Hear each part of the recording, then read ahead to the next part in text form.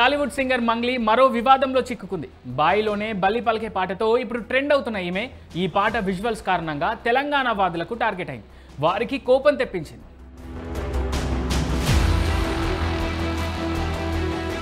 At present బాయిలోనా బల్లి పలికే సాంగ్తో యూట్యూబ్లో దూసుకుపోతుంది మంగ్లీ. ఎక్కడ చూసినా ఈ సాంగే వినిపిస్తోంది. ఈ క్రమంలోనే బాయిలోనా బల్లి పలికే సాంగ్ పై తెలంగాణ ఫోక్ సింగర్స్ యాక్టివిస్ట్ తీవ్ర అభ్యంతరం వ్యక్తం చేస్తున్నారు. తెలంగాణ జానపద గీతమని చెబుతూనే మంగ్లీ ఇందులో ఇతర రాష్ట్రాల సంస్కృతిని మిక్స్ చేసిందని తెలంగాణ వాదులు అభ్యంతరం వ్యక్తం చేస్తున్నారు.